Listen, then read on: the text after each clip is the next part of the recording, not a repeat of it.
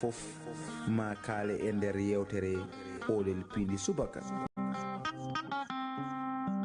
Olel Piindi Subaka ko yewtere nder rédaction Piindi yuɓɓinanta on e kala subaka altine ha aljuma kala hen ko juma gilay actualité ha e ko nandi hen ma Olel ar humpitma. Olel Piindi lotti wempeƴƴerde mum ɗo e an maris. Olel jaabi nangodiri funnange hirnange kam e rewo e worgo wulango humpito nangodiri auditeur uji Piindi nani humpito ɓe paami.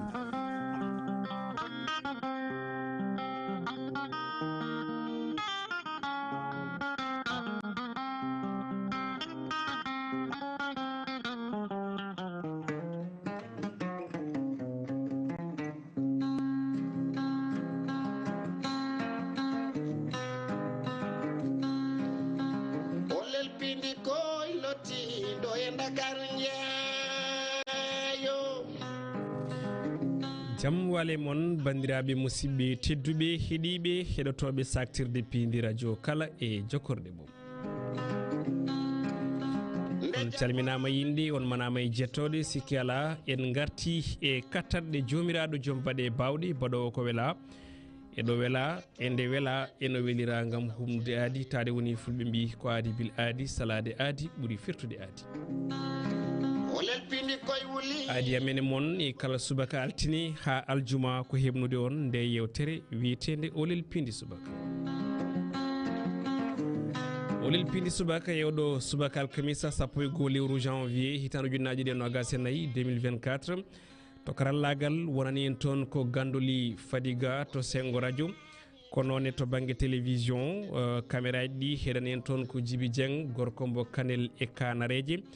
To banggue réalisation kam e régie wonani en toon ko Oumar Diobbo Sow. Musidɓe tedduɓe on bismama e nde yewtere tawi ene woni 4e numéro de la semaine.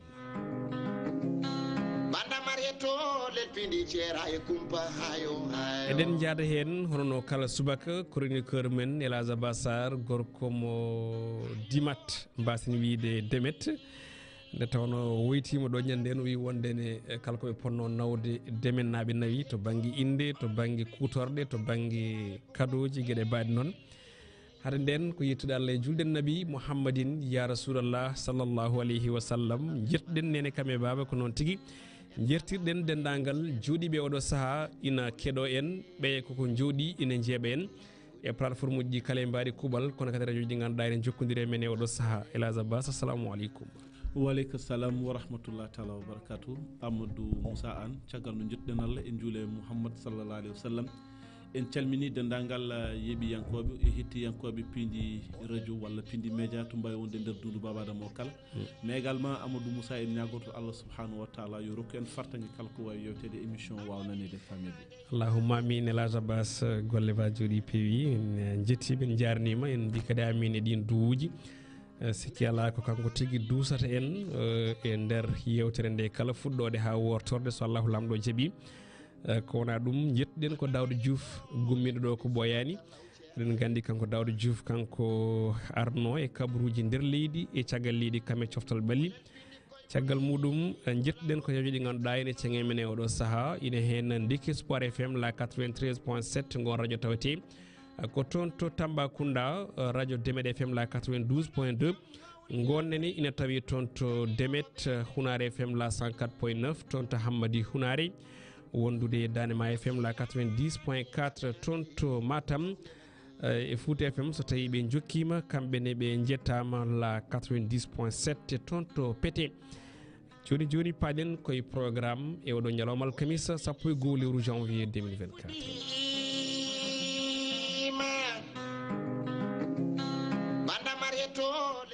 programme yewtere men e oɗo ñalawma alkamisa gadortoɗen ko météo du jour kabruji weyngo woni ko umri en toon to ANACIM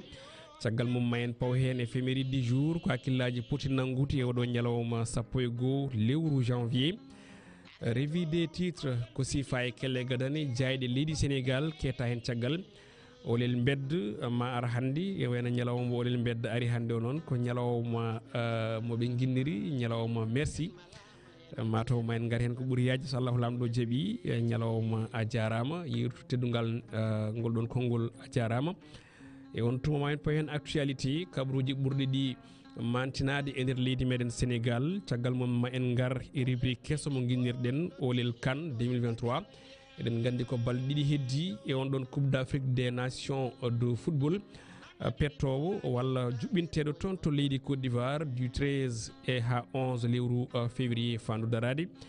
baro teddugal leydi Sénégal ina toon namma en keɓ écho ɗen baroɗe kono kadi ma en gar e adversaire uji Sénégal hani e gonka on ɗon compétition e dendagal e nder jewte men kala e mbaɗi kuɓal tuggude oɗo ñalawma hande caggal mum ma en gar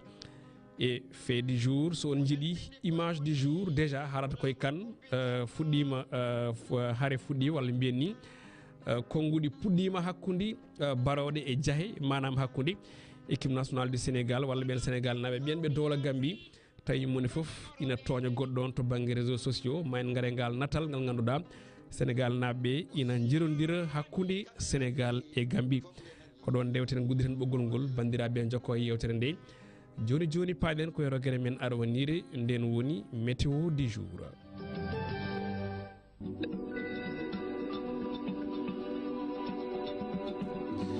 Agence nationale de l'aviation civile et de la météorologie du Sénégal calal tammingal gueɗeweyo leydi ndi kolliti wonde oɗo ñalawma ngulekima teski e ñallal ngal ne wayno ɗo e Dakar ɓuuri famɗude nguleki ko nogas jeenayyi ñaldete to banggue Kaffrine noon toon waɗi battre record e ko yutti e nguleki oɗo ñalawma hande ɓe kabri en toon ko 40 degré jogori ñaldede to banggue nokkuji ɓuuroji ɓubdi ɗi noon jirloto ko hakkude nogas e nayyi no sappo e jeegom e nogas e nayyi degré puɗɗortoɗen ko ɗo e wuuro lamorko ngo Dakar fini ɗo e oɗo ñalawma hande ko nogas e Subaka ko nogas degré ma ñaldi nogas e jeenayyi Thiès e Tivaouane fini toon ko nogas ɓenne ñaldata ko 37 kono ɗum toon to Mbour ko falde e nder on ɗon diwan mo Thiès ɓe piniri ko sappo e jeenayyi e oɗo Subaka maɓe ñaldu 37 toon to Saint-Louis du Sénégal Bangu ha toon to Dagana ɓen piniri ko sappo e jeetati degré ɓe kibori ñaldude ko 35 Podor ko falde e nder on diwan mo Sénégal lamorgo Sénégal arwanigo ɓen piniri ko nogas degré maɓe ñaldu 37 Louga toon fin toon ko sappo e jeetati e oɗo Subaka ɓe kibori ñaldude ko 37 kona ɗum toon to Diourbel ɓe piniri ko nogas degré maɓe ñaldu 37 Kaffrine ɓene piniri ko nogas ɓe kibori ñaldude ko 40 degré Fatick fin toon ko nogas e goho ɓenne ma ñaldu 37 Kaolack fin toon ko nogas e goho ɓe kibori ñaldude ko 37 degré Tambacounda e Koumpentoum e Subaka hande o ɓe piniri ko nogas e tati maɓe ñaldu 37 Goudira Bakel ko palde nder on diwan bo Sénégal oriental ɓe piniri ko nogas maɓe ñaldu 37 Matam fin toon ko nogas e goho e oɗo Subaka ɓe kibori ñaldude ko 37 Kédougou fin toon ko nogas e nayyi ɓe kibori ñaldude ko 39 Kolda nde ɓe noddirta Saare Sukaɓe e Subaka ɓe piniri ko sappo e jeenayyi e to banggue ɓuɓol maɓe ñaldu 37 Ziguinchor e Bignona fini toon ko sappo e jeetati e oɗo Subaka maɓe ñaldu 37 Cap Skirring fin toon ko nogas e ɗiɗi maɓe ñaldu 35 Sédhiou ko 14e dernière région du Sénégal ɓe piniri ko sappo e jeenayyi ɓe ñaldata ko 37 Agence nationale de l'aviation civile et de la météorologie du Sénégal ɗum wonno ko dokkuno hen oɗo ñalawma alkamis hande hollirde wonde tan météo won wadɓe hen intéressé no fewi ko wayno Ismaïla Sall mo tawi toon to Bappalel o holliti wonde kala subaka ko météo ɓuuri wadde mo intéressé e yewtere Olel nde tawno omo jogui jardin mo ganduɗa ko solaire dognat ɗum e on tuma so heeɗima météo Matam tan mo andu hande holno machine makko liggorto donc ne waɗi fayida météo andude ɓuuɓol ngol tolno muɗum e nguleyki mum en jogui ko nafata neɗɗo to banggue dentorde kono kadi e to banggue programme muɗum e ñalawma saabi agence nationale de l'aviation civile kala subaka ina rokka oɗon bulletin météo du jour ɗum noon en calminimo kanko Ismaïla Sall biyetenoɗo Ila walla biyeteɗo Ila mi anda taw inde en heddi ha joni ko ancien défenseur toon to Bappalel kono kadi toon to Magama e Litama musidɓe tedduɓe joni joni paaɗen koye éphéméride du jour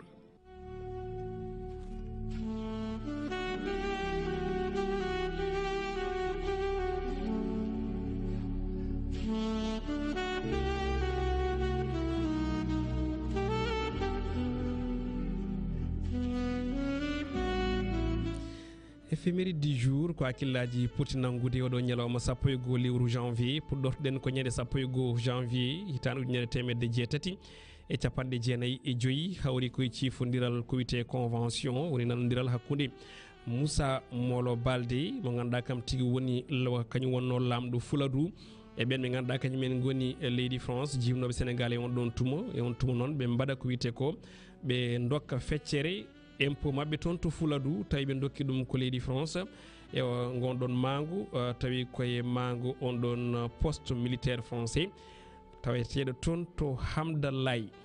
ñande 1 lewru janvier hitande ujunere temedde jeenayyi e 17 1918 on tuma so haalama miijete ko première guerre mondiale e on tuma koye décret woni yamirore hokkude Blaise Diagne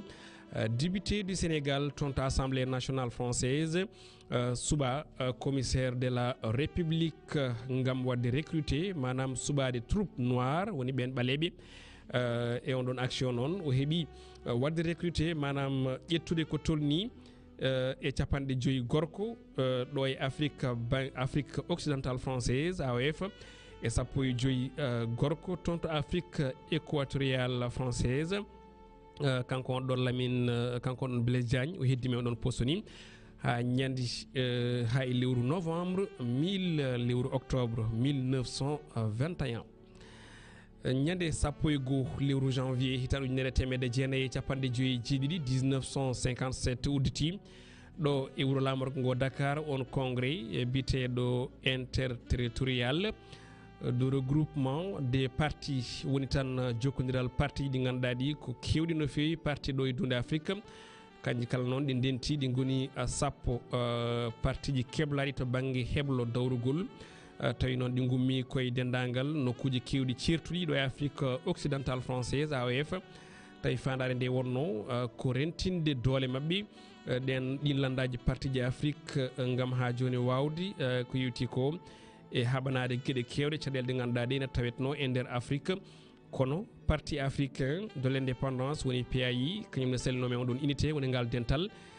caggal muɗum noon ɓe mbaɗa exclu woni ɓe jaltina ko yewti e gunɗon batu nguɓe juɓɓinanno ñande 1 lewru janvier hitande ujunere temedde jeenayyi e capanɗe jeeteɗiɗi 1982 hawri ken udditi ɗo e wuro lamorgo ngo Dakar e gardugol hooreɓe leyɗeli ɗum noon ko golle assemblée générale de l' association internationale des parlementaires de la langue française noon ngol gomo wiyete tawi ngu darno koye lewru mai 1967 toon to Luxembourg ene wayno noon gunɗon goomu ni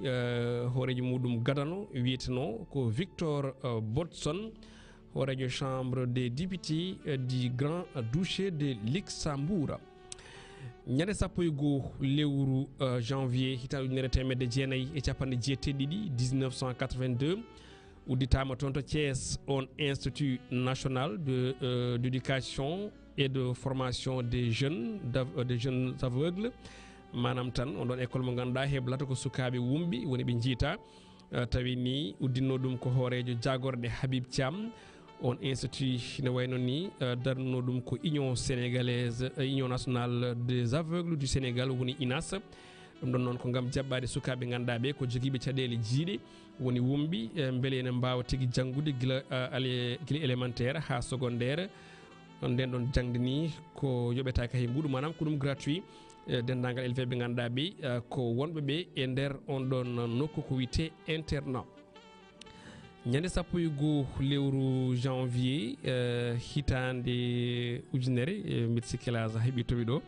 nde tawno mi ƴettani ko yewti koye on ɗon fannu 1 lewru janvier ma en gar hen joni joni normalement foti wonde ko on ɗon voilà 1 lewru janvier 1994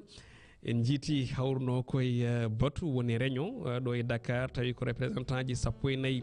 leyɗele membre jeeyaɗe e zone franc ñamoje ɗe copreje franc CFA tawi ni ɗum noon koko waɗno dévalué ha capanɗe joyyi kalteno ƴettuɗa won 50% ɗum noon ko caggal duuɓi ko wiyete ha joni capanɗe joyyi e duuɓi capannayyi e joyyi ko ɓen ɗon tigui gonno e on ɗon zone mbo franc français garen e ñande 1 lewru janvier l'an 2008 hitande ujunaje ɗiɗi e jeetati walla hitande ujunnaji ɗiɗi e jeeɗiɗi taw ouverture udditi to université de Thiès ko yewti ha joni e on gonɗon batu tawi ko école aji 4 de formation d' ingénieur woni ESP centre de Thiès kono kadi on ancien école polytechnique de Thiès wondude école nationale supérieure d' agriculture woni ENSA comme institut de sciences de la terre woni IST wondude école nationale des cadres ruraux woni EN walla ANSER mataw ko noon noddirte do Bambay on école polytechnique de Thiès noon ne wayno tan heɓtino ni ko wiyete autonomie e lewru juin l'an 2009 tawi ko ñande tati lewru novembre ni 2020 on ɗon université innira inde professeur Ibader Thiam kawɗo e ladial ñande 31 octobre e nden ɗon hitande ñande 12 lewru janvier tan ujunaji ɗiɗi sappo e ujunaji ɗiɗi jeeɗiɗi ha joni 2007 hawri kay jaltugol aduna ɗo e Dakar omo yaranno e duuɓi capanɗe jeetati tati ko magistrat Keba Mbaye menoɗo wonde hoorejo cour suprême kono kadi e toon to conseil constitutionnel kono kadi woni no ñawowo toon to cour international de justice de l'AE toon to leydi witendi Hollande kanko noon ko jiɗɗo coftal ɓalli no fewi saabi ni o woni no kadi membre woni tergal e comité international olympique dilitanodire temedde jeenayyi capanɗe jeenayyi e tati haalan 2002 ko bammum Cheikh Tidiane Mbaye directeur général de Sonatel guila 1988 haalan 2012 kono kadi ko bammum Abdoul Mbaye menoɗo wonde hoorejo jagorde leydi Sénégal l'an 2012 3 avril ha 2 lewru septembre l'an 2013 e gouvernement Macky Sall ñande 12 lewru janvier l'an 2008 hawri koye jaltugol aduna ɗo e Dakar mi yaranno e duuɓi capanɗe jeetati o wiyete ko général de brigade Daouda Niang menoɗo wonde au commandant de la gendarmerie nationale guila 2 lewru juillet 1973 ha capan tati lewru juin 1977 guddirten oɗo éphéméride du jour kewɗo ko kewi oɗo ñalawma 12 ko ñande 12 lewru janvier l'an 2015 ko sara mawlidi makki sara mawɗo leydi France François Hollande e hoorema leyɗele hewɓe ummiɓe nder leydi windere nde kala e kuuɓal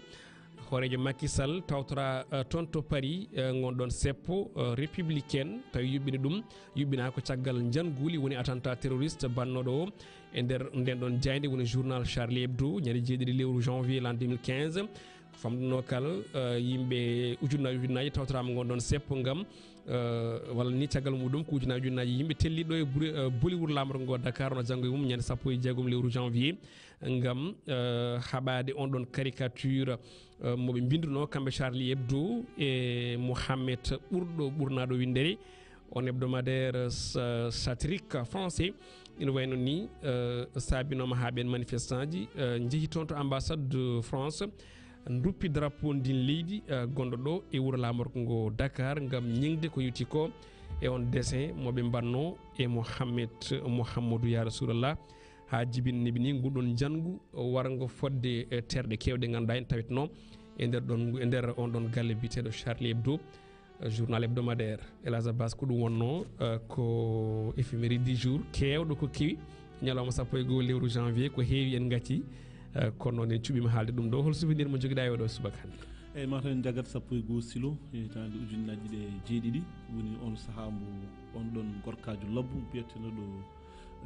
magistrat woni maître Keba Mbaye mo ganduɗa hoorema woni no ancien président cour suprême et président conseil constitutionnel mais également o woni toon cour de la haye kadi kanko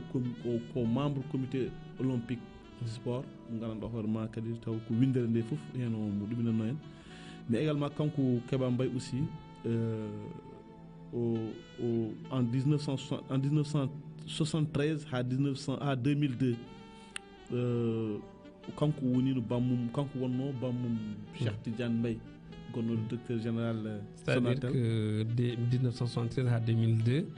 kanko arino wonno membre comité olympique et sportif voilà c'est ça donc kanko woni bammum Abdoul Mbaye Cheikh Tidiane Mbaye voilà ko terɗe inde mawɗe ɓe ganduɗa ɓe hen teska on ɗon Cheikh Tidiane Mbaye ni kañum ardino Sonatel voilà je pense que ko 1988 halan 2012 1988 ha 2012 donc caggal makko juste Abdoul Mbaye ari woni hoorejo jagorde fodde presque lebbi walla timandasti mi hitande 3 avril 2012 ha le 1er septembre 2013 donc je pense que ko hitande lebbi gontuɗo hande opposant donc voilà on keɓa mbay noon ko tahmen suwade mo woni ko gueɗe kewɗe c'est ça muɗumino ɗum surtout hande e jamanu hande nen ɗo haalde ɗo conseil constitutionnel e kadi mbaɗ ɗum quoi waɗi hakkillaji men are makko kanko keɓa mbay par ce que enen ciftoramo no feewi kono noon élage golle ma jooɗi peewi on ɗon souvenir Allah jarama 9h ne heddi hojomaji jeenayyi joni joni o paɗen koye revue des titres.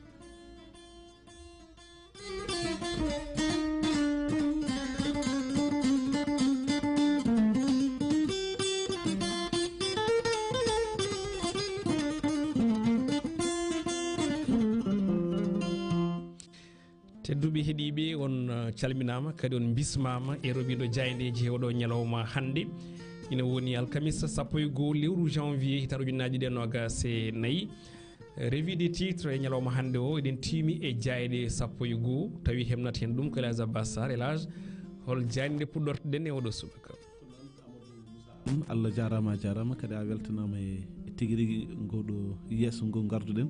kono haade men artude jaydeji ɗi holno ɗi piniri jande ɗi ne wayno gaari e ko yewti alhaali conseil constitutionnel kono kadi ɗi gaari e ko yewti ko ha joni e tobɓe kewɗe kono ko ɓuuri hen ko mantinade tan e ñalawma hande o mbiyen ko tobɓe ɗiɗi ko dawrugol wondude e ko ganduɗa kañum woni coftal balli ha tengti e football ko noon jayde rewmi quotidien holno dawri ko nden puɗɗortoɗen e oɗo subaka hande nden jayde wi ko on contrôle des parrainages les 7 charges ɓe mbitande hande o nana goni on ɗon collimateur ɓe ɓen ɗon ɓe ganduɗa kañumen goni 41 candidat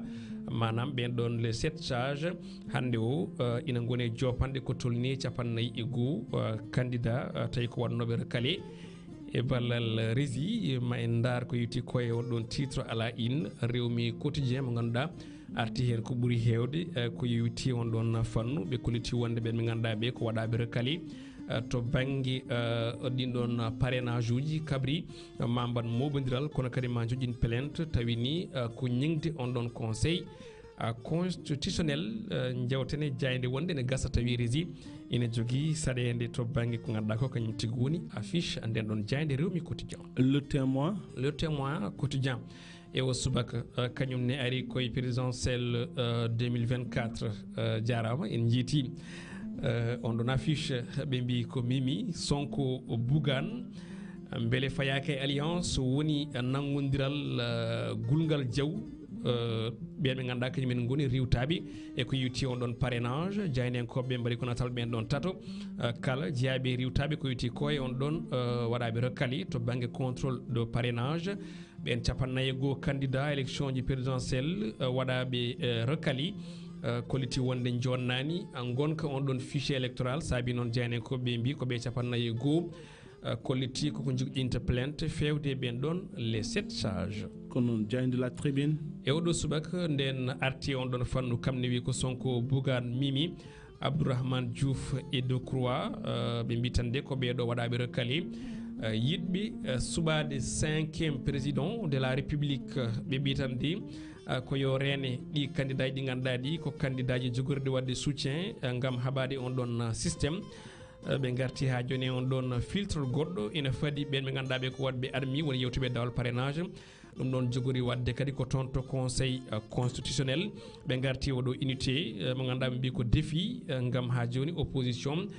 daro haɓo systéme gonɗoɗo e oɗo saaha ɗin konngolɗiɗi jaaji e helle mabɓe tati walla joyyi e nder nden jayde la turbine jayde l'observateur de groupe futur média nde e oɗo subaka hannde ina wayno ari e ɗin sumgoji présidentiel 2024 validation des candidatures to banggue on ɗon parrainage jayne ko ɓe mbi ne heddi diwal gongal ɓe pamminen ɓe mbi tan de diwe goɗɗe ko ni mbayi casier judiciaire uji pouvoir d'investigation toon to conseil constitutionnel kono kadi ɓe garti e ko yewti ha joni on ɗon équation du quitus fiscal woni gonko jomumen to banggue ko jogui ngaaluji ɓe mbi ko ɗum risque ɓe ganduɗa ɓe ha joni ko ɓen ɗon wannoɓe fausse déclaration manam salinoɓe haalde ko jogui gonga e gonga goɗɗum ko tawete hen ko jiyanɗe ɓe ganduɗa kañumen goni ɓe hakkillaji mumen jaari to banggue ñawoje e ko yewti on ɗon amende pawnoɗo e dow Abdoul Karim Wade ko tolni temdere capantete jeetati milliards halis CFA ben don kala moni fof no yiri eno miijori goddum ko tawete hen ko odo Ceerno Cissé jom candidaji din 13 député ji di ngotani ko hande tigo jogor huccindirde be ganda kanyimen goni ñawore leydi Sénégal. Le quotidien den don jayde ari e sumgoji présidentiel 2024 be mbi ko spin docteur concerto manam ngam Amadou Ba non jaynen ko be mbiri be garti famille den on don cabinet français kanyum tigi wonno conseiller woni disnondirtedo Moïse Katumbi ngam on don campagne makko tonto e République démocratique du Congo kono on don yidino wonde conseiller tonto Madagascar hoy lidma be jeltnodo bitedo André Rajolena kono non ben don jabano on don gondon den don yiyande makko din kongodi sifaji karen tawe hello joyi den jayde quotidien le quotidien jayde grand panel den don ari koye jagorde manam ganda kam tigi woni préparation ko fate bangi welneri wala guddirgol on don BRT bis rapide transit Macky Sall be bi ko implique Bart manam tan mo lendi ne yidi Barthélémy Dias wadi hen jungo mudum sababu non ko wadi mo invité e on don immigration dimanche paado ko yutti on don bis rapide transit goddum ko tawete hen ko ministre des sports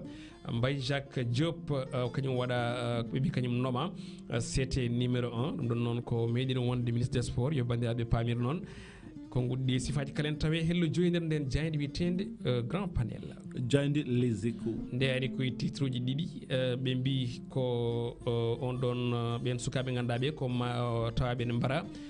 yaranobe jaro e duubi joyi ton to Kër Mbay Fall mi tan de ko galle on don jom on don auto kanyum tigi wada attaqué ne wayno non ha joni be kuliti wonde ko won yimbi jane on don galli e on tum non ko ma gendarmerie ari ton ngam ha joni wawde tigi sernude ben don e gonka walla metten en jogi fewde on don jom auto be kuliti wonde non odo sa hande on don tege ko wite mayde mato mo Allah arani mbiyen mort naturel wadama rejeté hulita monde mayde ngel don cukalel koko wadi sababu goddum ko tawete hen titre goddo ino wayno koko yiwiti ha joni e on don 72 heures ko heddi don tan balle tati e guddirgol on don kan coupe d'Afrique nation de football tonto Cameroun Yamoussoukro be mbi ko jabbima tawi ko juude jaaje jabburi den baro teddungal leydi Sénégal on don hôtel mo président Yamoussoukro be kuliti wona tan kanyum tigi ha joni wadi fleur tabi ina wadi hen natal Sadio Mané on don bouquet fleur ya Yankoba Diatara kanyum tigi be mbi ko riwti on don invitation mo Lat Diop ngam be mbadi ko 3 points de suspension konon jayde Vox Populi ndeneri e on don football préparation bu Coupe d'Afrique des Nations de football 2023 barode de be mbitandi kona yetti on don température tonto Yamoussoukro be mbadi galop d'entraînement garwonijo Sadio Mané wondi mum hanki jehi on don terrain annexe mo stade Charles Kounabani be mbitandi ko Alfred Gomis e Bamba Dieng tawti on don gondon wera woni taniero fo Seyni Dieng jaado forfait holliti wonde tan ina jogi metti ummade on don taniere kono kadi o jabri Allah sababu nden non gagnande be garti ha joni e ko yutti on don groupe kesso kono kadi e ko yutti on don ambiance fof ina tawi e hello jeetete nden jayde witende Vox Populi jayde Le Soleil gendire nde o do subaka hande kamne arti e ko fate bangi on don kan do football Côte d'Ivoire 2023 Aliou Cissé mi bitande ko bunkerise la tanière mataw jidden wiide ko sohi walla be jidi wiide ko sohi gondon wero din kongodi sifaji kala e helo nogas e tati e nogas e nayi den jayne gindiri Le Soleil goddum ko tawete hen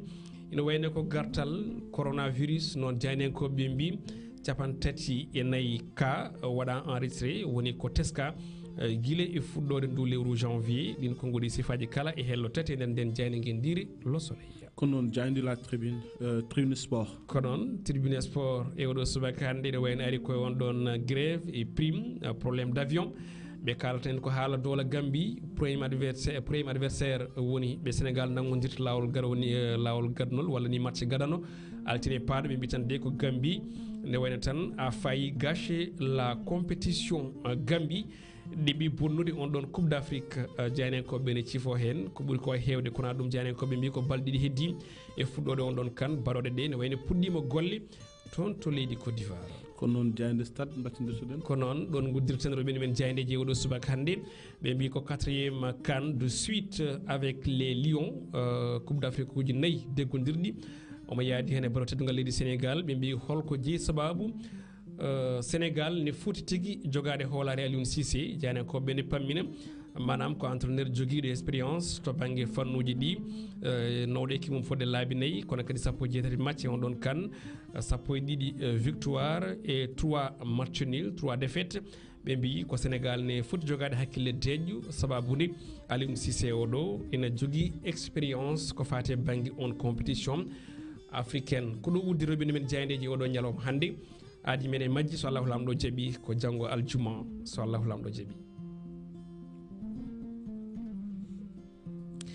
ko noon Allah jarama a jarama gandoli to karallagal joni joni o Elhadj Abbas en mato dokkete konngol ne gasta oɗo jogui namde ko fate banggue jayde leydi meɗen e Subaka ko noon Amadou Moussa Allah jarama namde ɗe wona kewɗe no fewi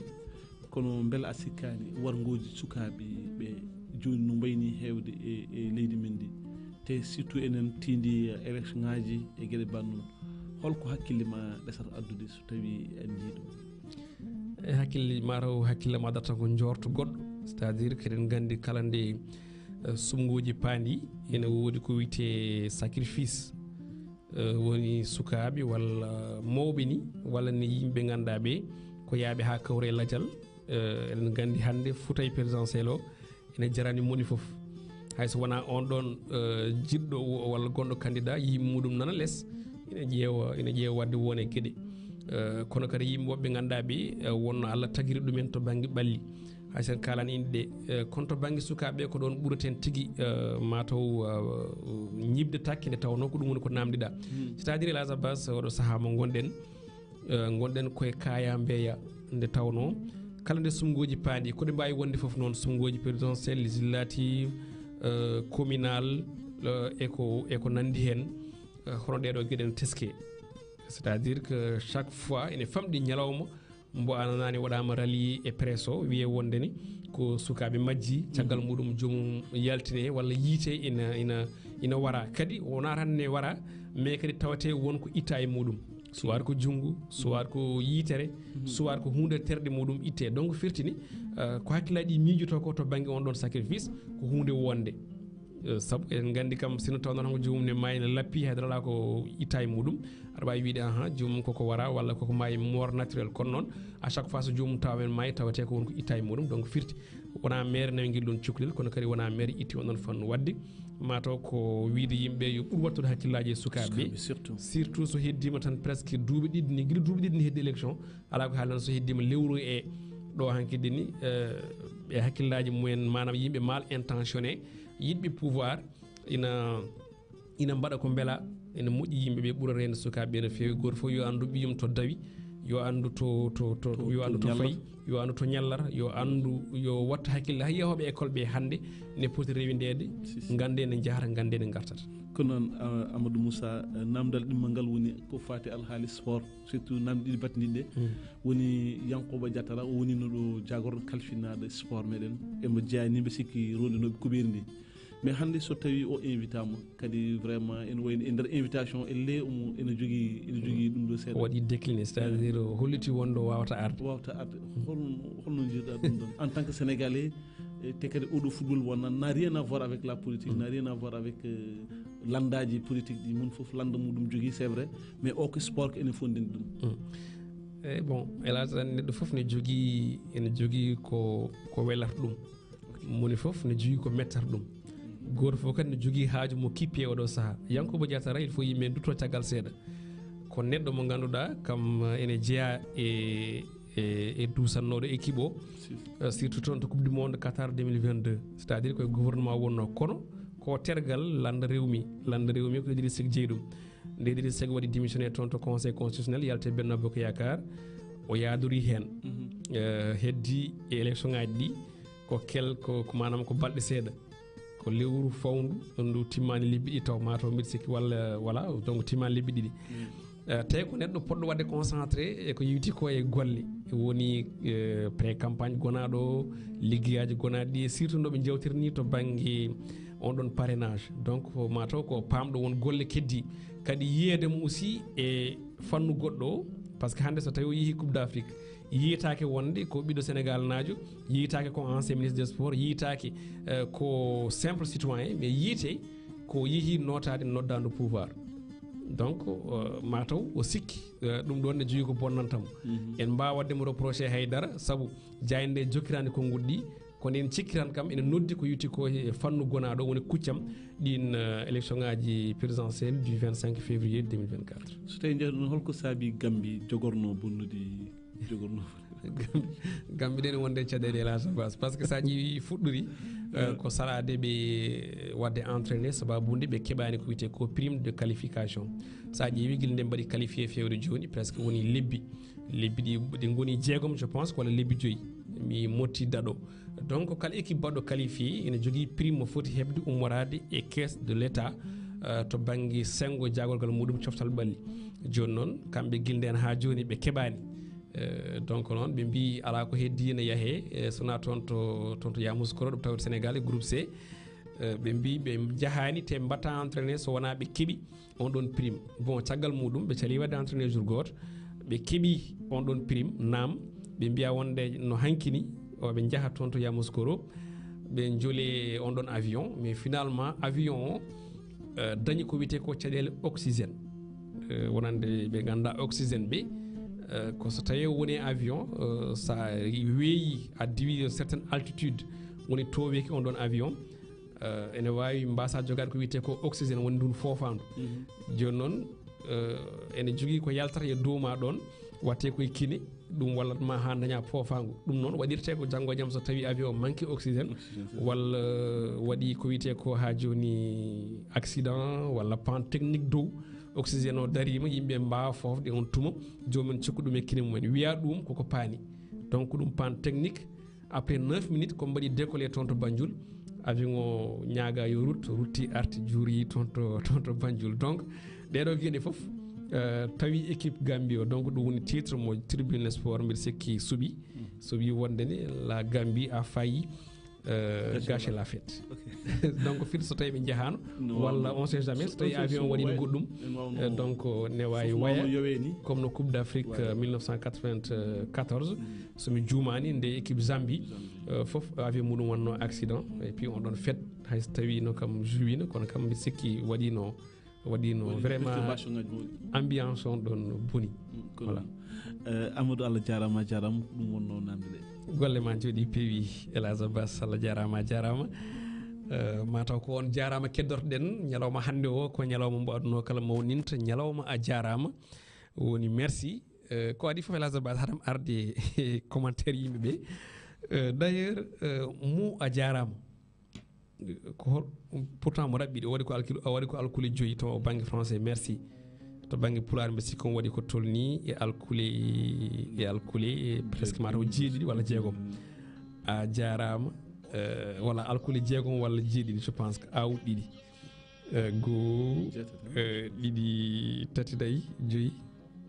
jeegom jeeɗiɗi mi sikki hedde alkule jeeɗiɗi foti wonde walla jeetati donc to banggue français ko alkule joyyi merci ko konngol daɓɓol merci hol kañum Amadou Moussa min de e yandam min e tongande tan no pamirtimi merci merci ko konngol teddugol nongol wayni webde haalde e nongol wayni tan nongol wayni tongade e bindol ko noon ngol wayi teddude wawa hebde ɗum so wona golluɗo gollal moƴƴal wawa hebde ɗum so wona tan mo gandanɗa hoorema oɗo vraiment o waɗi ko ganduɗa hoore ma a wawa yebdema e hunde saabu enen fulɓe enen kewiɗe so tawi wonko wonno caggal jarama mamen kaal ɗum firti ko jarama vraiment koko woni au top quoi c'est ça a jarama ɗum noon a jarama sa ƴeewi ko alkule jeenayyi donc a jarama e pulaar taw wona bindin pulaar ñawnaɗo taw ko pulaar celluɗo a jarama ko alkure jeenayyi sabu ko a je awuɗ ɗiɗi e r e awuɗ ɗiɗi e m e a donc a jarama ko jeenayyi mais to français ko alkule joyi tan merci beaucoup konngol daɓɓol mais kewgol jangde e lowdi gam paamen holko soomi e jarama e oɗo ñalawma hande mo aduna o kala mawninta ñalawma jarama Elhadj Abbas woodi ɓe yewtude ketɗen koɓe jabti garten e commentaire.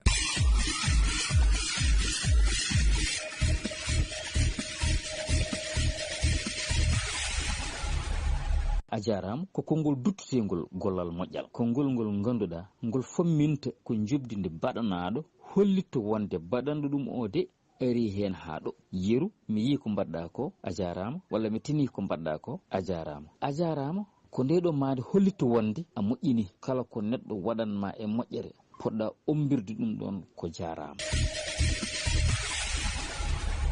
a jaram ene teddi cela veut dire tan a jaram ko konngol haala mum en famɗi on ko konngol teddugol kadi ko konngol deƴñowol firtan saabu so neɗɗo waɗnima teddugal no ɗum fotiri foof ha par ce que teddugal famɗota aɗa foti wi ɗum a jarama saabu sa jogui noon ko ɓuuri ɗum ma wi ɗum par ce que wonko cohlunoɗa walla wonko jinnoɗa andude a anda jomum andini walla hol service mo jiɗɗa jomum waɗnimama ɗum donc a jarama pour min ko neɗɗo baɗan ɗum teddugal tan walla keedanɗom e hunde tan on wiite a jarama.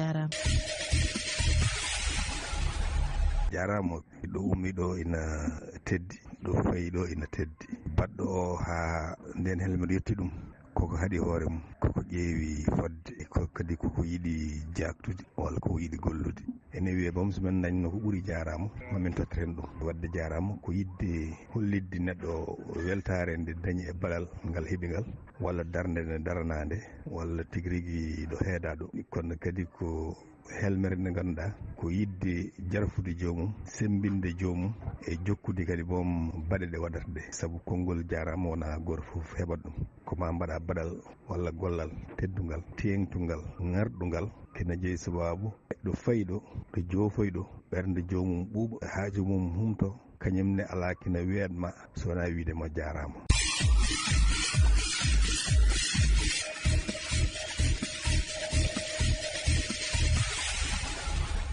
wadde on jarama onon ɓeɗo tata ɓe ganduɗa on keeɓi artandene ko yewti oɗo ñalawma journée mondiale de merci mataw ko noon wiite je sais pas hélas taɗa jogui retour mboɗo jogui probléme retour e oɗo saaha aɗa jogui retour bon mataw ko voilà ko mataw ko ga mbiɗa sikki retour o ne moƴƴi toon voilà Elhadj so tawi a ƴeewi koɓe kaali ko déjà ko puɗɗiɗa haalde ko ɗum woni koɓe jokkiti kamɓene mi anda ka kiɗiɗoɓe kam sikki ala donc a jarama ɓe kalni hen hol sahade foti arde e hol kandude hen hol poɗɗo wiyede jarama e holko saabi neɗɗo wiye neɗɗo jarama donc commentaire ma e dow ko ɓeɗo tato kaali ko eyyi ko adi foof ko weltanadeɓe kadi c'est pas un hasard cuɓiɗenɓe par ce que enen gandi koɓe gendiyankoɓe ko wayno Seydou Nourou Ndiaye Fanay Nadio vraiment ko gendiyanke 100% mais également Banassi aussi ko gendiyanke par ce que surtout saɗa waɗa rappelé no fewi woni on suku debbo biyannoɗo woppi école ok woni nde mbaɗanɗen ɗo en Olel mbed ko fate banggue yimɓe accoɓe école ɓe ok mi faami mi siftori goɗɗo noon ko ceerno Habib Amadou Tidiane Kane onne ko gendiyanke mawɗo par ce que mbiɗa andi kala kettotoɗoɓe so tawi aɗa andiɓe rek aɗa andi ɓeɗo ko gendiyankoɓe bon ko adi foof ko weltanadeɓe sababude jabde nde micro e addude nde participation mabɓe e konngol ngol ɗo ngol mbiɗen joni woni jarama ɓe kolliti foof presque pratiquement sa ƴeewi a wawata ni dañde commentaire holko potta wawde fawde hen caggal nde vraiment nde ɓe tongi ɗum par ce que ɓe tungu ɗum tan ha nettani hen e ko ɓuuri ko hen welde tan woni walla ko ɓurti tan wawa jaggu tan woni min pour min jaguima ala ko woni dow jarama ko holko woni fayidagal mum min ko ɗum jimmi yaltini ɗo holko woni fayidagal a jarama eyyi fayidagal a jarama tan ko wadde motivé walla hollide neɗɗo ko mbaɗɗa ko min jiiɗi wadde reconnaître heɓtinde neɗɗo gollal ngal walla baɗal ngal neɗɗo waɗi fewde ma walla fewde rendo eyyi a ala goɗɗum kaɗa yoɓa ɗum mbiya ɗum a jarama on jarama yadat en général heewi yadude ke jaleɗe ke mooso ganda tigui rigui e yeeso wa neɗɗo waɗi a waɗi ɗum marqué ha ala kene yoɓma goɗɗum so wona widema a jarama mais eɗen jii joni konngol a jarama ngol elli ngol nangiraka no ngol fotiri tugnade ko kalten ɗo ko ɗum woni hande mi nela kam min Elhadji Abbas mbiya kam adnam ɗum ɗa mi mi wawa mbiya kam a jarama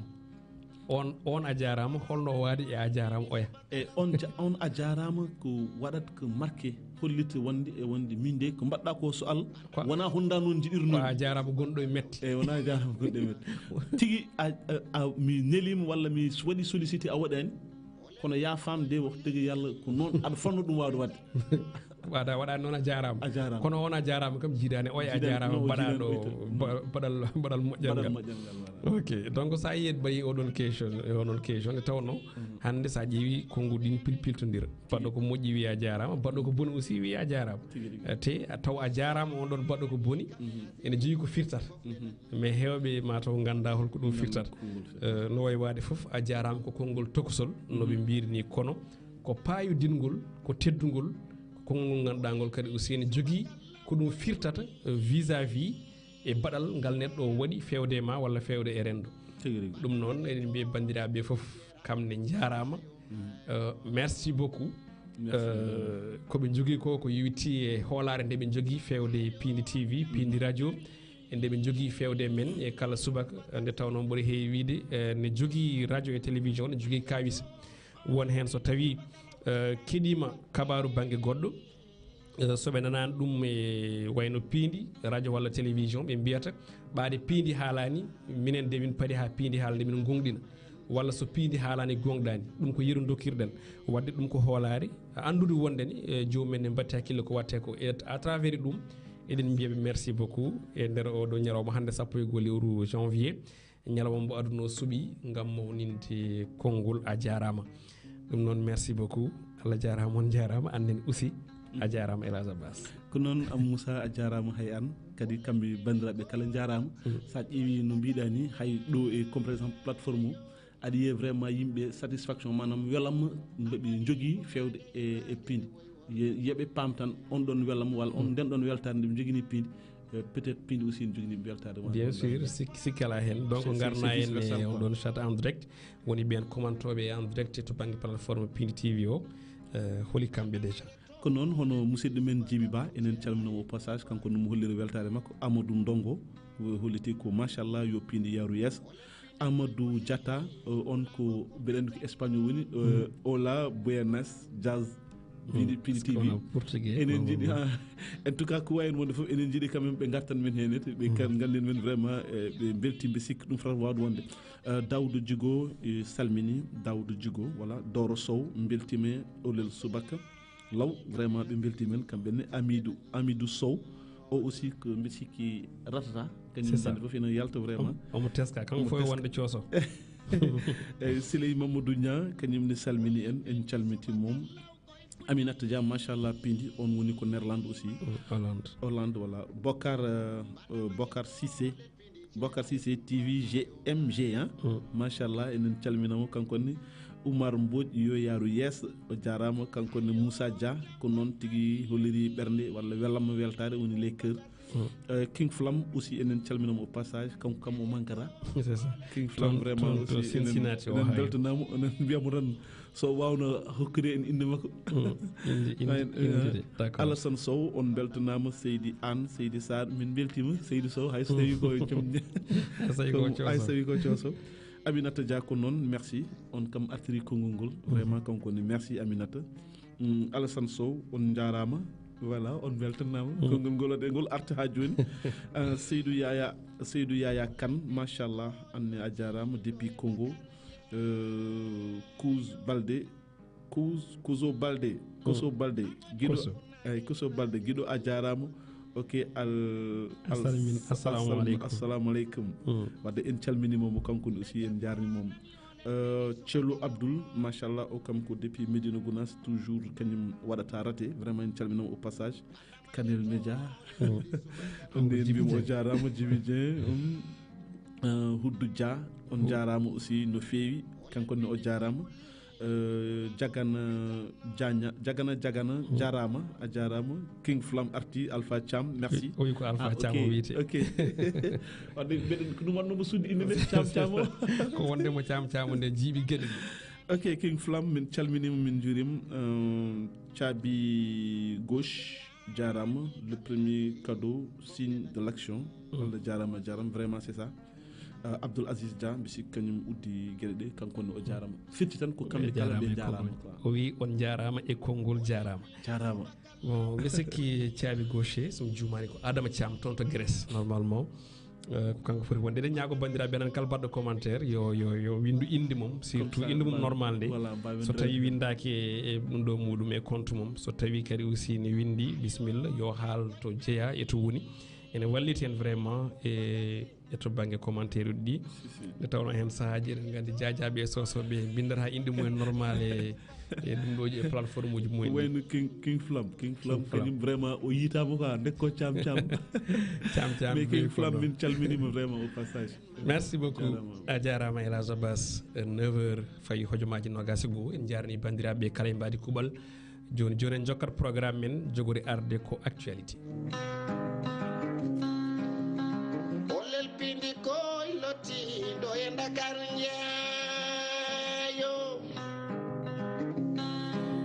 actualité oɗo subaka hande ne wayno garaten koye élection ngaji présidentielle du 25 février 2024 mataw hankkadine koko wonti aada kala ñande tan ko ma ɗum haale kadi ko lawol nde tawno ko hen faya konnguɗi Aminata Touré waddi yande makko e alhaali Karim Wade amende mo fawi pawiɗo dow hoore makko o wi ko Karim Wade ne foti yobde on amende 1.37 milliards e haali CFA mbo laamu leydi Sénégal fawi dow makko e saaha nde o ñawando ni ko adi komo waɗa battre campagne manam ko adi komo tello wadde campagne électorale o wi sinno ko kanko wonno Karim Wade Aminata Touré haalata ha joni ko adi kombo nde yetti aéroport tan e jiifa makko omo awardata hen ko tolni 1.37 milliards ɗin ɗon woni amende o hokka état du Sénégal e on ɗon tumum o wona tranquille kono so tawi o wonani on Karim Wade so wonno bandum Karim Wade ko ɗum o watta ɗum conseiller ko adi kene waɗa hay hunde taw yo yob on ɗon amende par ce que ko poɗɗo yobde amende o kanko Aminata Touré noon kanko wonno invité o mo ganduɗa kam woni Pape Ngagne Ndiaye émission Franc Facce toon to TFM hanki jamma o holliti siftini won tan Karim Wade ko candidat e songoji présidentiel du 25 février 2024 saabu o waɗi validé makko on ɗon tikki to banggue parrainage kanko ɓiɗɗo Abdoulaye Wade o noon ne wayno tan o waɗi taɓal e on ɗon parrainage kono eɗen gandi won ɓaale keddiɗe e mire de Berlin ene toon to banggue gueɗe kewɗe ma en dañ occasion artoyde hen ko adi ɗo e le 20 inchallahu rabbi pour faminde bandiraɓe wona neɗɗo yewti dawal parrainage tan yewti e ɗin élection ngaji wonde candidat ene heddi des étapes toɓɓe jeetati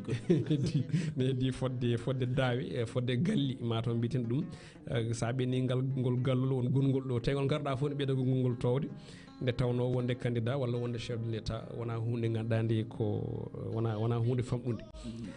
actualité ha joni walla sa jogui commentaire ko yetti on ɗon amende mo Mimi Touré wi o non bon en fait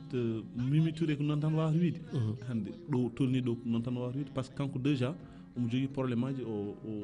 hollitama wonde o jeytaki kadi vraiment so Allah hande kanko ɗo woni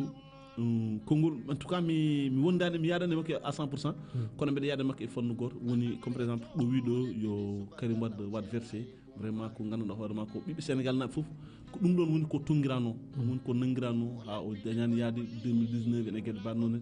donc so tawi ɗum ɗon en laati wadde en woodi vraiment so yooɓi ɓuuri pour o wawa jeeyede hen c'est ça en tout cas ndesnen ɓooyi e jarami on ɗon commentaire Elage Abbas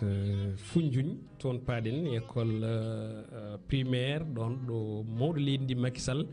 fuɗɗi classe muɗum gadano woni ɗon ɗo fuɗɗi windanede oɗon école waɗama classé site historique manam on ɗon école waɗama nokku mo ganduɗa ko nokku pattam lamijo nokku ganni mo ganduɗa ko ministre de la culture Aliou Sow waɗi ɗum omo fammin noon holko saabi o waɗi classé on ɗon école saabu o wi on ɗon école ɗo janggi maw leydi Macky Sall guilay primaire ko école mo ganduɗa o jangguina ni Sénégal neɗɗo loowe muɗum gandal kono kadi loowe hokki Sénégal neɗɗo gollowo neɗɗo golliɗo leydi ndi wadde on ɗon so tawi omo rutti teddugal école muɗum on ɗon école ko ni o ɗum teddungal woni on ɗon site mo ganduɗa o ɗum classé site historique to banggue site leydi ndi ko wayno hande no ko waɗa ko classé ji ko heewi e duuɗe kewɗe walla ni e gueɗe kewɗe ganduɗa ɗe ko gueɗe mémorial gueɗe ganduɗa ɗe ko jaaheje touriste ne mbawi arde toon juuro e ko nandi hen on ɗon école hande jeyama e nden limore caggal nde o ƴetti décision kanko on ɗon ƴetti mbiyen décret ministériel kanko on ɗon ministre Aliou Sow jagoɗo tan mbiɗo gueɗe fina tawa leydi Sénégal kaalen ko yewti e fannu jangde ha joni ina wayno hanki e bato conseil des ministres teskama hen itteɗo mo ganduɗa kam woni professeur Socé Ndiaye mo ganduɗa kam tigui wonno officier walla kañum tigui wonno kañum arino office du bac office du baccalauréat gam jokkidde ene wayno noon ɗo saaha hande on ɗon nokku dañi gardiɗo kesso on wiyete ko Cheikh Ahmadou Bamba Gueye ko enseignant chercheur toon to université Cheikh Anta Diop de Dakar woni ICAD no gandirɗon e wayno noon ko responsable aussi section informatique de l'UCAD ko professeur titulaire des universités kono kadi ko président de l'association sénégalaise des chercheurs en informatique woni ASSI walla ASCI titulaire mo ganduɗa ko en doctorat et système informatique en 2006 ko toon to université Pierre et Marie mbo Sorbonne université mo ganduɗa tawate ko toon leydi France kono kadi o waɗi servir hakkude l'an 2007 et l'an 2010 saabu wondemo chercheur université mbo Liège toon to Belgique ko adi komo artuɗo nder leydi Sénégal donc on ɗon hande woni directeur office du bac natti wonde Socé Ndiaye noddaɗo e gollal gongal woni ko on ɗon bato conseil des ministres yaltini hanke ko yewti e on ɗon nomination ko wona ɗum guddirten actualité koko yewti e alhaali covid 19 elas abbas hundede feñci ɓe mbi ko la covid 19 refait surface manam tan so tawi koko wirnino hande ni ɗum feeñi saabu on ɗon pandémie ɓe mbi ko feeñci ɗo e nder leydi Sénégal ko tourné capantati e nayyi ka kañum woni ko waɗa recensé e dendagal jokli Sénégal kala e kuuɓal fuɗɗade e oɗo e nde hitande 2024 ne wayno noon hokkiri kabaru o ko jayde RFM ɓe kolliti wonde ɓe jewtiri koye directeur de la prévention toon to ministère de la santé de l'action sociale docteur Mamadou Ndiaye mbo Sénégal naaɓe keptini eɗen gandi kañum rokkiranno kawuji quotidien ko fate banggue on ɗon bulletin quotidien ko yewti on ɗon mboros covid 19 o erima noon wondene ko aduna o andu walla yo Sénégal andu mboros covid 19 meeɗano yaltude windere nde heddi noon ko ustinoma no moƴƴi ha ko ɗum jeeyi sababu OMS organisation mondiale de la santé waɗi retiré inde nen ɗon pandémie heddi noon rafi wona ɗon yirlo saabu ni kamɓe OMS ɓe kolliti wonde sa ƴeewi ko tolni e million ujunaji sappo neɗɗo kawre ladial e hitande mayde nde 2023 tawi ko covid saabi ɗum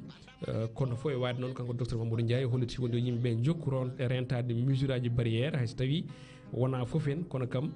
ɓornade masque e lawƴude juuɗe yo ɗum ɓuur teddinede commentaire ma e covid 19 ko noon Amadou Moussa aɗa andi covid no président de la république hewno wiide ni il faut vivre avec ɓe sikki faut apprendre à vivre avec la covid e mataw ko yo yimɓe gurde hen mais presque pratiquement ummaki ɗo kadi ɓe kolliti wonde déjà ko 34 cas fuɗɗi waɗede signalé mais ɓen woni yaɓɓe toon e hôpitaux ji ha mbawi andede ko kañumen gondi hen mais est ce que ala woɓɓe ganduɗa hoorema enen comdi hen te taw jiitaka gueɗel gonguel nguel noon ko ñagade bandiraɓe kala vraiment ɗum mbaɗat les mesures aɗa andi mesure aji wona faara waddande masque wona faara lawƴude juuɗe mum vraiment kadi wona faara par ce que déjà en walluma tan e fannuji ɗi kala sa ƴeewi hande comme par exemple embouteillage uji ɗi surtout to banggue auto ji to jolgo muɗum no yimɓe ɓitta mbaɗato sa dañi possibilité wadde hen masque mbi sikki aussi ko hunde wallitode yaadema nde gollal ma ha garta ƴetta ko gandanɗa hoorema ko mesure de préventif manam soɗa juuɗe ma ha laaɓa on hayso tawi no wonani refi covid o hunde waɗide kala neɗɗo vraiment ene wallita to banggue laaɓal donc mbiɗa sikki rek covid o no wini no docteur o wini o meeɗa ummade ɗo wadde jaggen on ummaki ɗo taw jaggen kadi enen poti vraiment rentade tigui a jarama élage joni paɗen ko toon to leydi Côte d'Ivoire Olel Piindi koy lottiɗo e Dakar jeeyo leydi Côte d'Ivoire ɗo e balɗe ɗiɗi soit hande janggo ɓawa janggo tan fuɗɗoto on ɗon coupe d'Afrique des nations de football 2023 kono noddirte kono fettata ko 2024 waɗi noon haaluji beele ko noddirdemo 2024 walla noddirdemo 2023 donc expert uɗi koliti wonde ko yo wiye CAN 2023 holko jii sababu o ko coupe d'Afrique ponnoɗo fettude 2023 dirtina watta 2024 c'est comme coupe d'Afrique 2021 pettude 2022 ha Sénégal ƴetti on ɗon coupe donc ko hitande contata c'est-à-dire appellation waylotako saabu sa ƴeewi 2025 so dirtinaka kadi coupe d'Afrique ma arde tawno ko par duuɓi ɗiɗi waɗirta donc noon ɓe kolliti wondene onon coupe d'Afrique noddirte ko CAN 2023 kalene ko yiti ko e tañere équipe nationale du Sénégal gonɗon wero guila hanki ɓe tawi guila hanki heccanki jamma d'ailleurs aɓe tawi toon to Yamoussoukro camp de base de Lyon to base groupe C hakkude ɓe Cameroun e Guinée Conakry wondude leydi Gambie baroɗe mbaɗi entraîné hanki toon to annexe on ɗon stade mo ganduɗa ko ɗon ɓe jogori jaɓɓade pottiti mabɓe équipe nationale du Sénégal Elhadji Abbas nawi trophée muɗum pour wadde ɗum défendre aussi artirde ɗum ɗo hanki on kalini hen konngudi maw leydi ndi ko huuni hay so tawi ko hunako kam en caktanaka mais o holliti wonde ko hunde mawde ɓurore hono ko waɗniɓe ko e 2022 kono wona toon paaɗen garaten koko yewti ko e wadde ha joni décortiqué sens mo ganduɗa o équipe nationale du Sénégal ina jogui ɗum e oɗo coupe d'Afrique des nations de football saabu sa ƴeewi hikka ko wiyete favori ko ina ɓuuri hewde saabu so jiɗɗen wiide so jindiri ɗum e dernier coupe d'Afrique o saabu favori Sénégal ne hen jeeya kono hande o favori pour haalde gongo tan ko Maroc woni favori e dow leydi Sénégal e oɗo coupe d'Afrique holko saabi ɗum ko parcours mabɓe mo mbaɗe dernier coupe du monde ɓe jeehi ha demi final équipe africaine meeɗa ɗum wadde donc Sénégal ne wawi wonde position deuxiéme hayso tawi yimɓe hewɓe e ko mbiyata ko ha joni ɓeeto artificiel ɗi ene kolliri wonde Sénégal kañum woni favori numéro 1 kono Algérie nan ɗo Côte d'Ivoire nan ɗo jaɓɓiri ngel kawguel Nigéria nan ɗo Cameroun nan ɗo Mali nan ɗo Tunisie nan ɗo donc noon ko équipe aji ɗi ganduɗa ɗi mbattake négligé sa daari ko tolni e 8 équipe wiyeteɓe les prétendants au titre ina toon woni so ƴetta tan on wawi ƴettude ɓen ɓe goni jeetato ɓe ganduɗa o kala ƴettude hen wiyete kene handi hen donc hol sens équipe nationale du Sénégal e oɗo kan eyyi ko adi foof gartirten ko caggal c'est à dire duttiɗen caggal woni hankkadi ɗo e Afrique équipe tokos ala kala équipe mo jiiɗa vraiment ko équipe ene foti wadde jaggirede ko équipe mawɗo kono ko gandanɗa hoorema ɗum ɗon enen joguiɗen yakar tan e chance uji ganduɗa hoorema équipe nationale leydi Sénégal woni hande sa ƴeewi par individualité sa ƴeewi par rapport et les autres équipes par individualité hande aɗa ara équipe tawa hen ko ɗiɗo tato limtire hen wiye wonde ɓeɗo c'est des internationaux tiɗɓe ille men en nana et partout mais comme par exemple sa yi hande leydi Sénégal presque pratiquement a ƴewat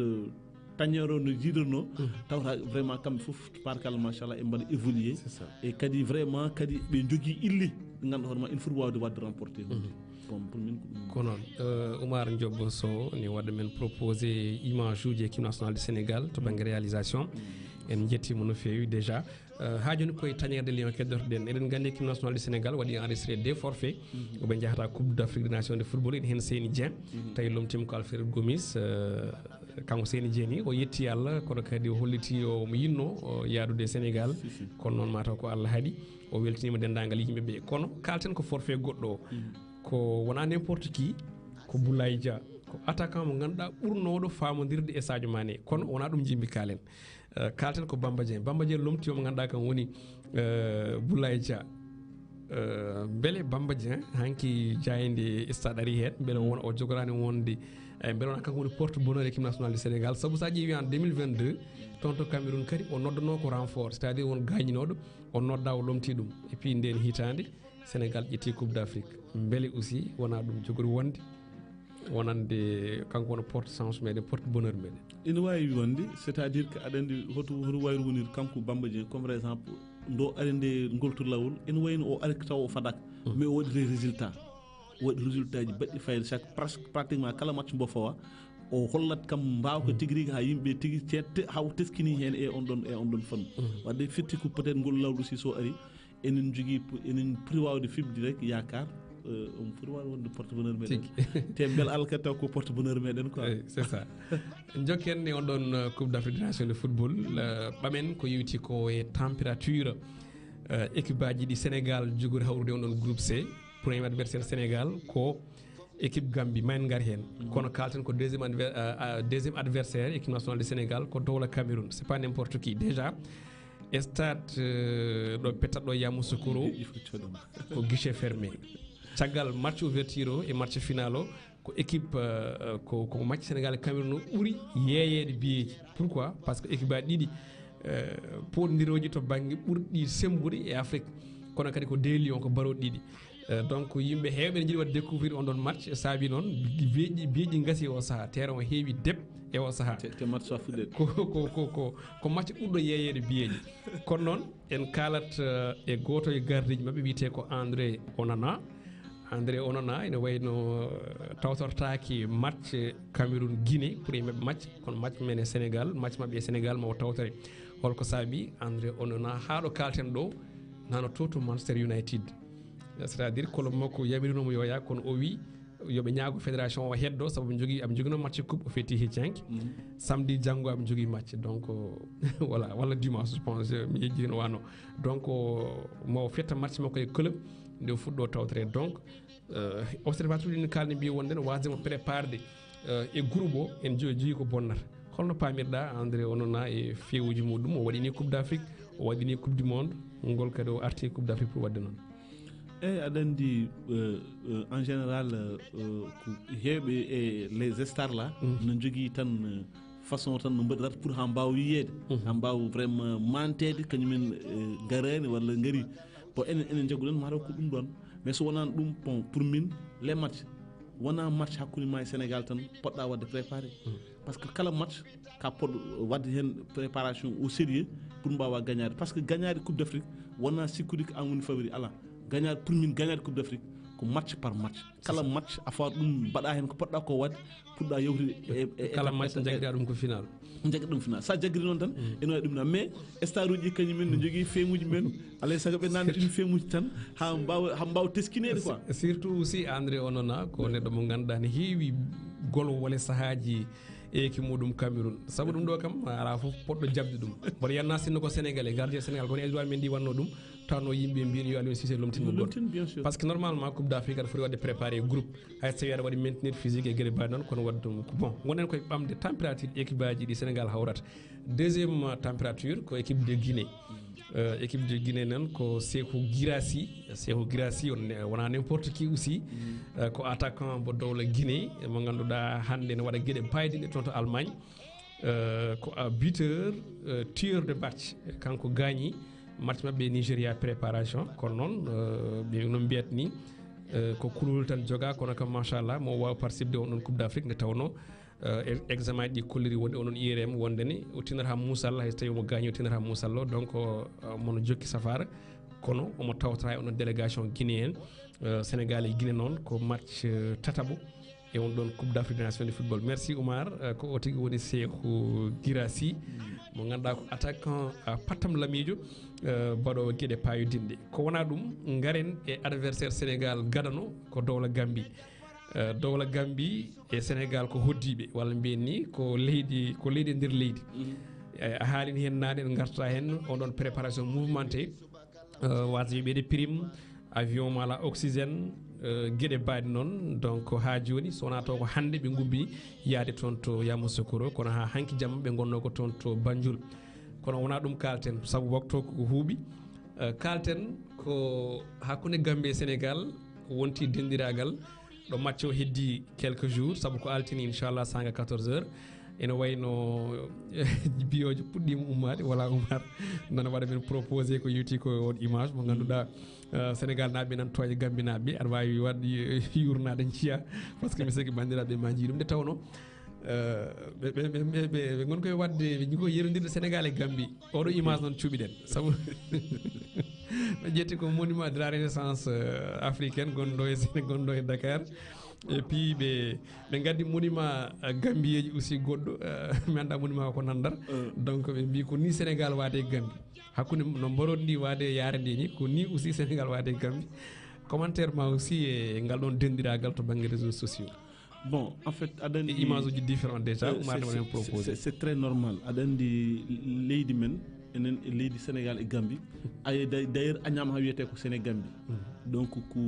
hunde ganduɗa hoorema ko ɗo tawde ɗum cousinage baɗɗo fayida ɗum ganduɗa noon ɗo tawde ɗum pour min jaggimi ko yooɓe jaggu ɗum au sérieux ɓe joue ɗum au sérieux vraiment so match o gasi aussi vraiment taw résultat ɗumen heddo noon conseil mum dokkanmi Sénégal woni y a pas une petite équipe c'est ça yeɓe tinnu kadi woteɓe jaw seɓe jawi tan ɓe mbaɗat bone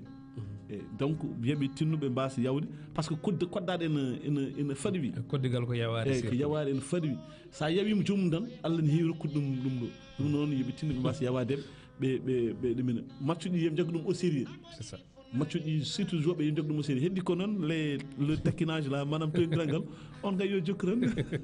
en ji ɓe jerodiri avion ngaji ɗi ɓe jerodiri statue ɗi ɓe jerodiri hay yimɓeɓe footballeur e bongo man saabu ɓe mbi elle sa ƴeewi hay bongo man ɗi ɓuuri yontede e footballeur uji mabɓe kono mboɗo yinno umaro wat men proposé image mo ganduɗa to ñiiƴe gambinaɓeɓe ko daneje mais ñiiɓe sénégal naɓeɓe ko ɓaleje donc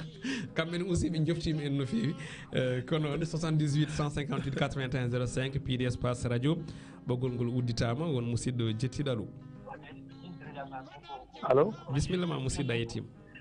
assalamu aleykum waaleykum salam wa rahmatullah on calminama on juurama kadi on beltanama seydi sangoto kawruji kadi ndewi lawol sangoto a jarama ko ñalawma kadi a jarama kadi kadi on jarama Allah jarama dendagal heɗotoɓe radio nodde foof kadi jarama e noddoɓeɓe ko noon tigui ko wonde tan caggal équipe jahowo ko duwade tan yoɓe kadi ngol ɗo kadi won kadi lawol mabɓe kadi ɗimmol kadi no wano kadi ɓendugol ngol ni allahumma amin ko caggal mabɓe tan kadi min kiiɗe mbiya tan yooɓe tinno inchallah fof ne hen ko tinno tan yo jomum yaaru tan artirde ko yahani ko gonga eyyi ɗum noon kadi mi salmini on kadi mi weltinima on jarama mi weltini dendagal heeɗoɓe radio ngo mucamen fof kadi beltinama so gari mi salmini on sangoto weltanama Ibrahima sangoto toon to Demet en beltanimomo no fewi en jarnimo 78 158 81 05 walla toon to Skype ko Piindi espace radio ɓoggol ngol udditama e yewtere moɗon witede Olel Piindi Subaka asere kum Laza Bass jaɓo woni jettiɗo assalamu aleykum assalamu aleykum waaleykum salam wa rahmatullah seydi an salmitama seydi an mi salmini an jarama min calmini seydi an jarama o ko Hammadou Diop yo Allah yo moƴƴere Hammadou Diop hayre law ceerno Hammadou Diop bisimilla seydi an seydi Sarr jarama Diop on jarama kumpiri min yo Allah humtiron moƴƴere jarama eɗen mbiwo noon himen jaaɗo yo Allah rokken teddungal dokku dañoɗen ngal amin ya rabbal alamin oto teddungal ɗum ɗo ko teddungal ha Sénégal foof tigui kala intere Sénégal ene weltoye ɗum ɗon ko welama Sénégal sen dañi jarama war mbaɗen dow wujande Allah ɓinninten e ɗum ɗo amin amin ñaata kadi finnaji politique gonɗe e leydi ɗi kadi yo Allah baddinan en politique aji ɗi amin amin yo Allah waɗan hen politique aji ɓuuɓɗi malaɗi taw histoire waɗani seeɗani waɗani hay jaam arta e jaam amin ya rabbal kala mo Allah rokki ƴetta taw ko jaam taw kadi weejal jarama min calmini on noon min juurima on min duwonima on min ñaganima Allah moƴƴere hande binata balɗe moon moƴƴina battane moon amin amin seydi Sarr min salminima ceerno ma noon nan toon Sarama onon koddi ndeysan ceerno Dakar Mansour nan ɗon Sarama ɗon ɗo sikkam gonɗo nan mori mbawo d' accord inchallah mami eto jokkodirde makko e téléphone mon ɗon ono woni monɗo galle makko gonɗo ɗon o jarama no fewi inchallah on kadi yiiɗima onon makko an makko goɗɗodirani sa ari ɗon ma tawmo ɗon jarama inchallah man jokkodire makko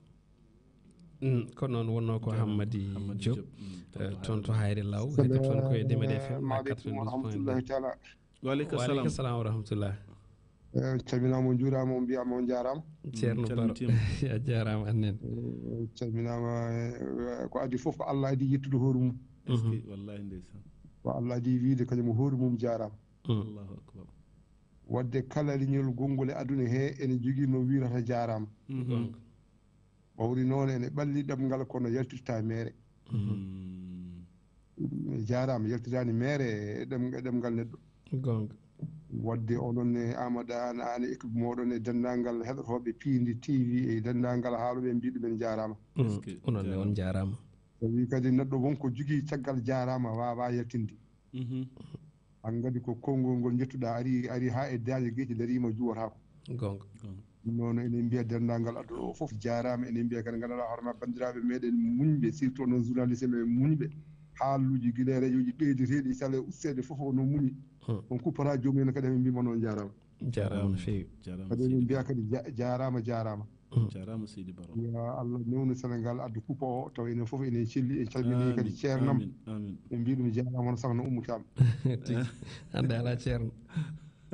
o woni ceerno amen o woni min waɗude ziyara sala jaɓi caggal mum onon fof ono nodda hen sala jaɓi inchallah jarama seydi baro jarama no feewi en beltanimomo kanko ceerno baro o eroto en ko toon to leydi France Piindi espace radio Elage Abbas jaɓɓor jettiɗo toon to Skype. Assalamu aleykum. Assalamu aleykum. Allo.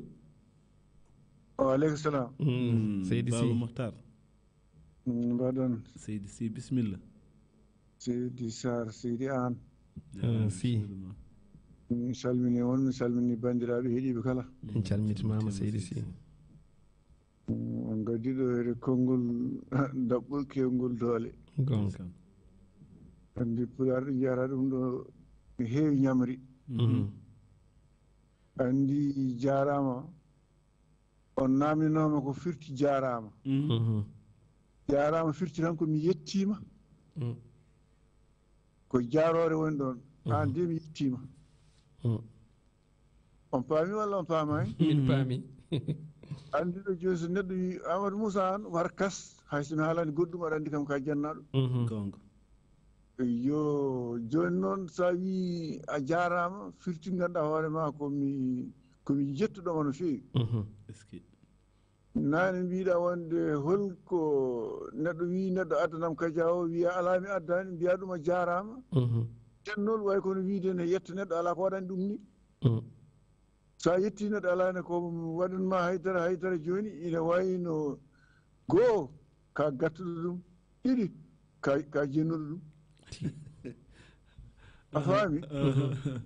joni noon Allah jarama onon noon jarama Allah jarama kadi ne fuɗɗuɗo ɗum o jarama wallahi jarama machallah. Min jetti Allah e nelaɗo muɗum min jettimo oɗon min duwanima radio ngo noon min duwanima julɓe fof ndeysan Sankare sehil meɗen Sidou Konté.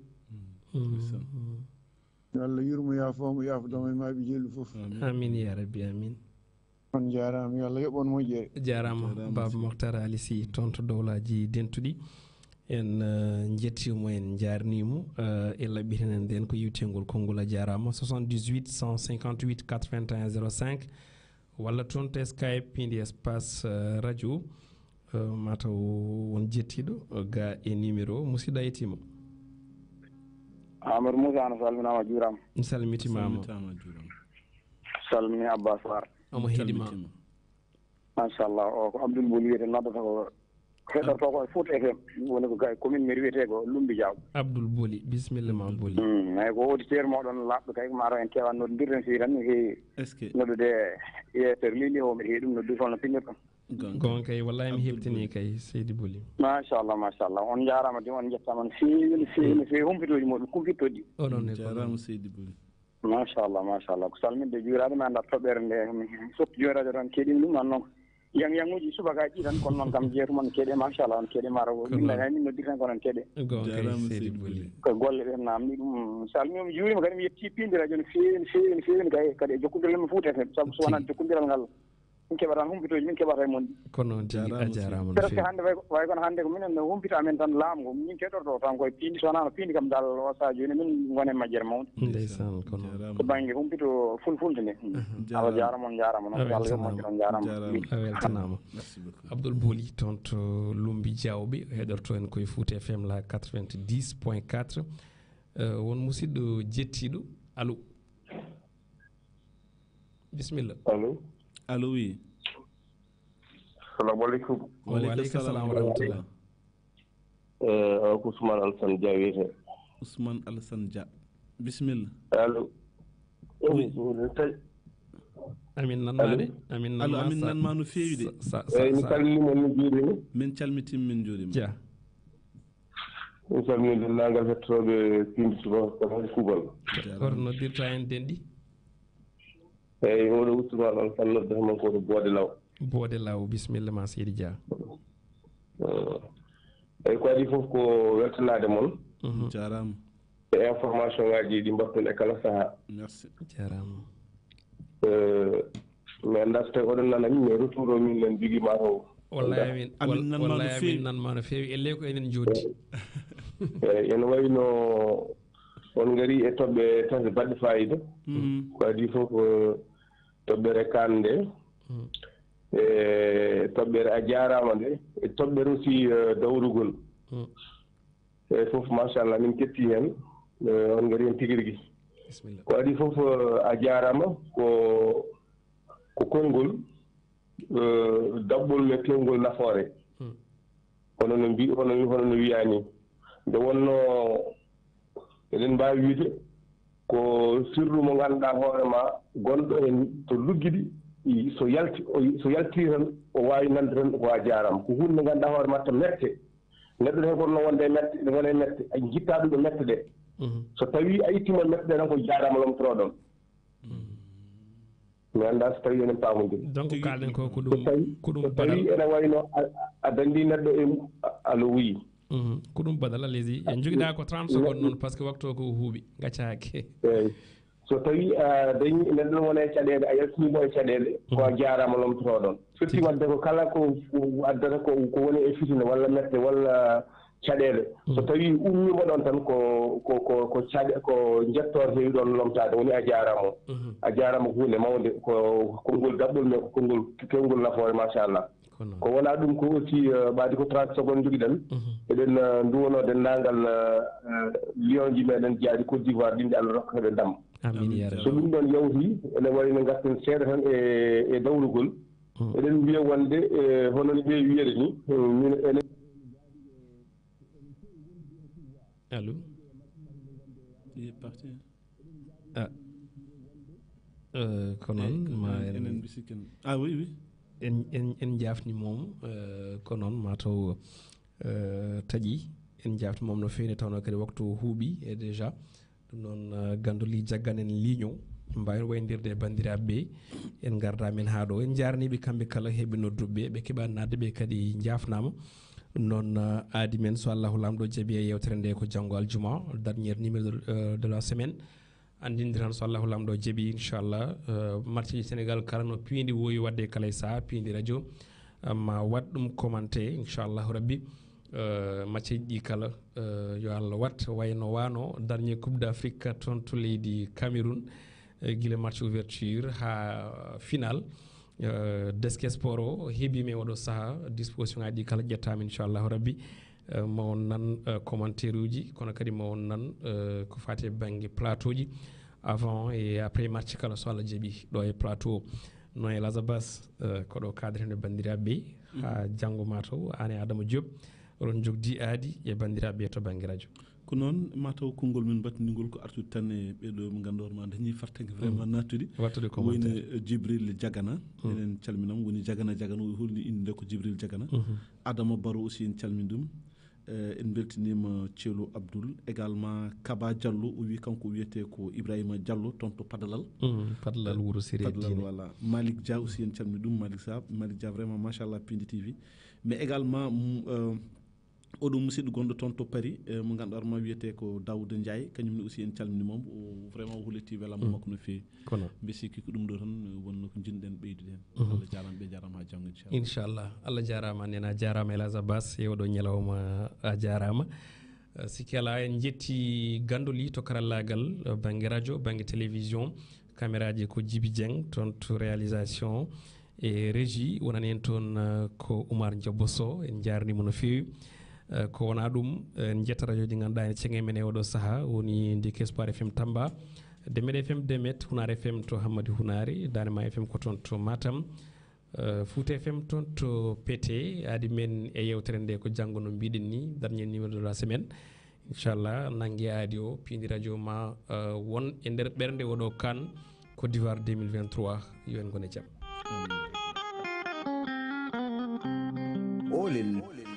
Olel Piindi Subaka ko yewtere nde rédaction Piindi radio waɗanto on e kala subaka. Olel ina soomi e nder mum doge ɗe jayndiyankoɓe ɓe gunanta on ha horta gilay faggudu jaynde cellal yurnito chronique kam e fina tawa ɗeɗo toɓɓe eko wona ɗe fof ma kaale e nder yewtere